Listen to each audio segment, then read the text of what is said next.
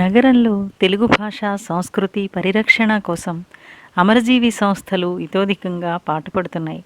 ఈ సంస్థల తరపున నెలనెలా వెన్నెల శీర్షికలో ఇప్పటి వరకు 130 ప్రత్యక్ష కార్యక్రమాలు, 37 నెట్టింట్లో కార్యక్రమాలు, పాఠశాల, కళాశాల విద్యార్థుల తెలుగు భాషా పటిమకి సంబంధించిన వివిధ పోటీలు, పద్యాలు, వ్యాసరచన, చిత్రలేఖన, లలిత, జానపద, దేశభక్తి సంగీత పాటల పోటీలు, యువ పేరిట కళాశాల విద్యార్థులకు జర్నలిజంలో బేసిక్, అడ్వాన్స్ కోర్సులు కళాశాలల్లో నిర్వహించారు. మిగిలిన సమాచారం అమరజీవి పొట్టి శ్రీరాములు స్మారక సమితి ప్రధాన కార్యదర్శి శ్రీ వై రామకృష్ణ గారి మాటల్లో విందాం. టీఎన్టీ న్యూస్ కోసం వసుంధర.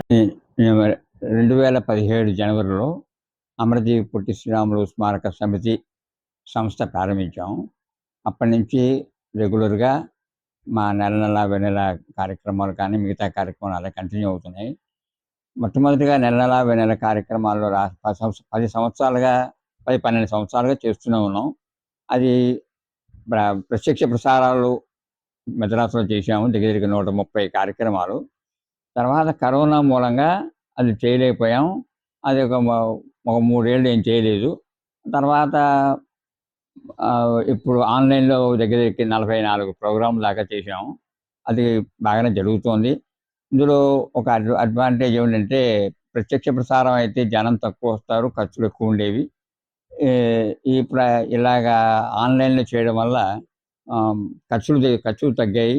కానీ చూసేవాళ్ళు జనం ఎక్కువ, ప్రపంచంలో ఉన్న ప్రతివాడు చూసే అవడానికి వీలుగా ఉంది. కొన్ని కార్యక్రమాలు 2000 మంది, 3000 మంది, 4000 మంది చూసిన కూడా కార్యక్రమాలు ఉన్నాయి. కాబట్టి అది అలాగే కంటిన్యూగా ప్రతి నెల కంటిన్యూ అవుతూ ఉంది. ఇందులో సంగీతం, సాహిత్యం, మిగతా అన్ని రకాలు అందులో జరుగుతున్నాయి. బేసిక్గా ఒక ప్లాట్ఫామ్ ఇస్తున్నాము ఎవరైనా మాట్లాడడానికి, అందుకంటే ఇంకేం లేదు. బాగా జరుగుతోంది.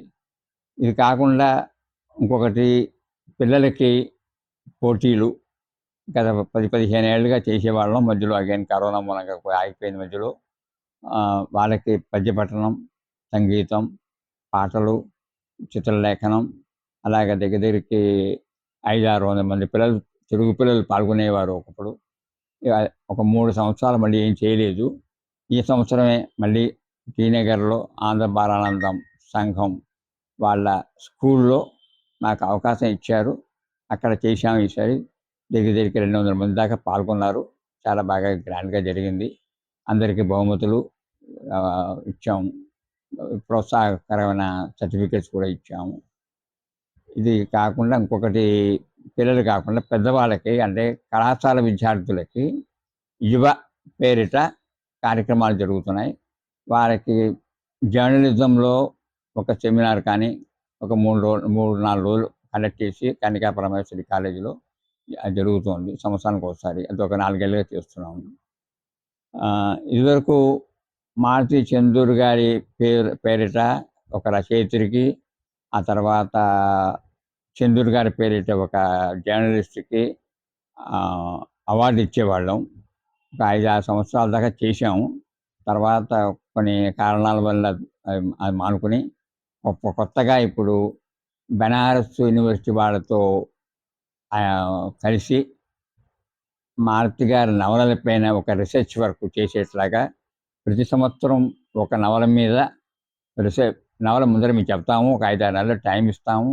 అంత లోపల దాని మీద ఒక రీసెర్చ్ పేపర్ తయారు చేసి పంపించాలి.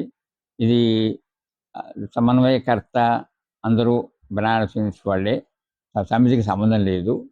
కానీ దీనికి ఇందులో జూనియర్సు, సీనియర్స్ అని చెప్పి ఇద్దరికి తలో 25,000 రూపాయలు అవార్డులు ఇస్తున్నాం. ప్రస్తుతం జరిగే కార్యక్రమాలు ఇవి. ఇంకా ఏవో చేయాలని ఉంది, చూద్దాం ఎలా ఉంటుందో.